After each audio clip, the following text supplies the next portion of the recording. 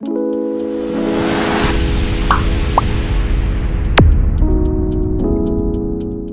के दौर में अधिकतर लोग अपने जीवन से असंतुष्ट हैं। उन्हें लगता है कि मैं ही गरीब क्यों, मैं ही दूसरों से कमजोर क्यों। उन्हें अपने आप से दूसरों के मुकाबले कमी लगती है। वे इसका दोष भगवान को देते हैं, उन्हें अपनी स्थिति का कारण ठहराते हैं। इस कहानी में आपको इस प्रश्न का संपूर्ण उत्तर मिल जाएगा और आप अपने जीवन से संतुष्ट भी महसूस करेंगे। ऐसी एक कहानी मैं भगवान बुद्ध की सुनाना चाहता हूँ। बहुत समय पहले की बात है। एक गांव में धर्म उपदेश देने के लिए लगे हुए शिविर में भगवान गौतम बुद्ध पहुंचे। गांव के लोग अपनी अपनी समस्याएं लेकर उनके पास जाते और उनसे समाधान प्राप्त कर नई ऊर्जा के साथ वापस लौटते। गांव के बाहर एक गरीब राह में बैठा हुआ था। बुद्ध के पास आते जाते लोगों को निहारता रहता। उसने क्या देखा? दुखी चेहरा लिए भारी कदमों से लोग भगवान गौतम बुद्ध के शिविर में जाते और नई ऊर्जा के साथ चेहरे पर खुशी व आनंद लिए वापस लौटते। गरीब ने सोचा, क्यों ना मैं भी भगवान के पास अपनी समस्या लेकर जाऊं। हिम्मत करके यह सोचकर कि वह भी शिविर की ओर चल देता है। शिविर में एक एक कर क्रमबद्ध तरीके से व्यक्ति को प्रवेश मिलता है, इसलिए वह भी अपनी बारी का प्रतीक्षा करने लगा। जो कुछ उसने रास्ते में देखा, अब यहाँ उसे साक्षात देखने को मिल रहा है। लोग एक एक करके अपनी समस्याएं बता रहे थे। भगवान गौतम बुद्ध चुपचाप शांति से सबकी समस्या सुनते और जवाब देते। उसकी भी बारी आई। उसने भगवान गौतम बुद्ध को प्रणाम किया और बोला, भगवान मैं ही गरीब क्यों? भगवान गौतम बुद्ध मुस्कुराए और बोले, तुमने कभी किसी को दिया ही नहीं, इसलिए गरीब हो। इस पर वह आश्चर्य से वह भगवान गौतम बुद्ध का मुंह ताकने लगा और बोला, भगवान मेरे पास कुछ देने के लिए है ही नहीं, बड़ी मुश्किल से गुजारा हो पाता है और कभी कभी तो भूखे ही सोना पड़ता है, इतना गरीब हूँ मैं।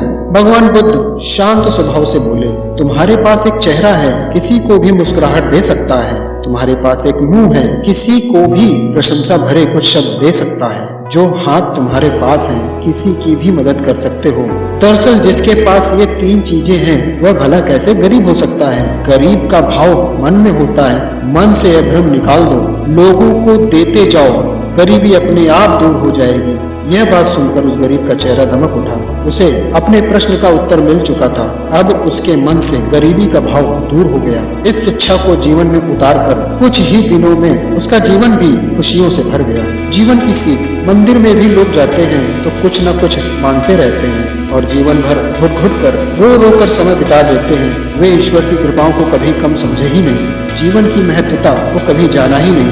इस पर कबीर दास जी ने बहुत ही बेहतरीन दोहे कहे हैं, आइए सुनते हैं। सबके पल्ले लाल हैं, सभी साहूकार, गांठ खोल परखा नहीं, यह विधि रहा कंगाल। यानी कि सभी के पास ज्ञान है जो कि ईश्वर की अनमोल देन है, जिसे हम कभी जानने समझने की कोशिश नहीं करते, इसलिए हम सुख का आनंद नहीं ले पाते। मित्रों, मनुष्य जीवन एक अनमोल अवसर है और विधाता की एक असीम कृपा का तोहफा है। हमारा सर्वप्रथम यह कर्तव्य होता है कि हम उस परम परमेश्वर की इनायतों को समझे, ईश्वर की कृपा को जानने की कोशिश करें। और इसका सबसे आसान तरीका है खुद को समझना। हमारा अस्तित्व क्या है, हमारा लक्ष्य क्या है, हमारे क्या कर्म है, आदि आदि। उपरोक्त सभी बातों को पढ़कर आज हम यह पूर्णता समझ चुके हैं। हमारे पास ईश्वर के दिए हुए वो अनमोल तोहफे हैं, जिससे आज मानव नई नई उपलब्धियों को पा रहा है, असीम ऊंचाइयों को छू रहा है। बस जरूरत है तो सही मार्गदर्शन की, जो कि आज से इन बातों को आप अपने जीवन में उतारने की कोशिश कर दीजिए। बस आपको यह करना है,